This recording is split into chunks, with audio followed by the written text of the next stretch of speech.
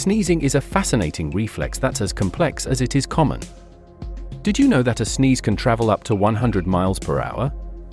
That's faster than a cheetah.